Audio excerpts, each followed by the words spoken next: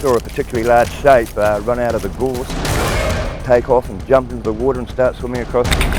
Something spooked it pretty bad. Within a few minutes after that, a couple of dogs came running out of the bush. And this thing was racked up, it was fired up. It was just powering as fast as it possibly could across the river. It had a ridge back, it was quite an ugly looking thing.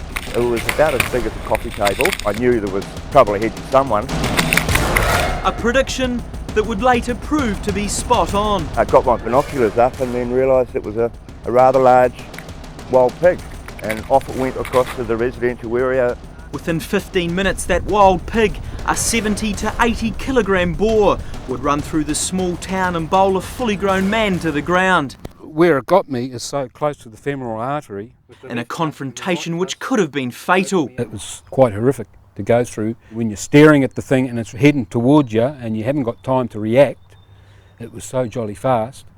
And I just hope this practice doesn't carry on. That practice, known as seeding. It's been commonly known that small pigs are brought to the area and left to grow up to be a little bit bigger and then hunted out of the gorse. In this case, a dock reserve which runs right alongside the northern town of Ruakaka. A reserve where recreational hunting is prohibited. There's heaps of people using the area, fishermen, sunbathers, bird watchers, and so having hunters in this area, it was a bit of a risk. Well, as you can see, there's not many here now, but come Christmas, 2,500 people roll in here. There's issues in terms of the management of the dogs that they'll be using. There's issues with the firearms. You're going to be hunting in an area where it's very narrow, 300 meters on the widest point. So you have a shot and you can go anywhere. And as Terence Marsh found out, there's also the issue of wild pigs on the rampage. Obviously it had been chased and it was on the run from the pig hunting dogs, for sure. I shot straight out and unlocked the gun. One of my campers ran over and asked me if he was blind or going blind, and I said, no, you've just seen the pig that I've had a phone call about. And by the time I got to where his camper van was, the pig had gone. The irate boar made his way through the town before Terence spotted him racking up his neighbour's horses. It was lean and it was mean looking, and it headed off that way, so I ran after it. My first concern was my wife Paulina, who was in the garden, and now my concern was that it was going to get out to the main road, State Highway 1, and cause an accident. It must have been about 6 metres away. I was squatting down here, like this, just watching it, until we made eye contact. As soon as it looked at me, it came straight for me, and honestly I didn't have time to do anything. Came in and it sort of bunted me, hit me gumboot, tore me jeans, and it picked me up and threw me back over here. Then it spun around and came in for a second go, at which time I lifted up my gumboot, steel cap gumboots, and gave it a good boot. Then it shot off north again down Camellia Ave. Never to be seen again. He could be chasing someone on the Waipu golf course, actually.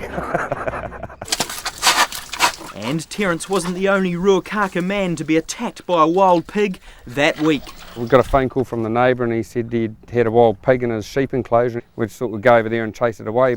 But the hunter soon became the hunted, this time a 65 kilogram sow. Got a bit close to it and its hair come up and its little beady eyes looked at me, and then it just went me, and I just took off and run up through this bit of scrub here, slipped over, and it just shunted me up the backside, and then I go and it took off over there. And just when you thought this pigtail couldn't get any better, this, a 3-year-old fishing story, set 300 metres off the coast of Ruakaka, and that same dock reserve. Saw something in the water. We noticed that the hair on it was quite long and wiry, so we thought, oh shit, it looks like a pig. So we get up close, yeah, sure enough, swimming backwards and forwards. We thought, oh well, this bugger's coming home with us. So out come the rope, made up a bit of a lasso, got it around him, right up to the boat, and yeah, he was coming home, all right. So where did that pig come from that day? I'd say it was chased out, just by Marsden B there, a lot of scrubland and stuff. I'd say someone was training their dogs and chased it out, and the pig decided, bugger this, I'll go for a swim. I don't want to see people doing that in this reserve because it's it's a recreational area. So if someone gets injured, I'll be pointing the finger at those people. Yeah. Don't do it. Don't do it again, eh? Leave them out of those blocks and put them somewhere else, you know, where they can breed and be undisturbed, and then you can go and do your business there, you know, with your pig dogs.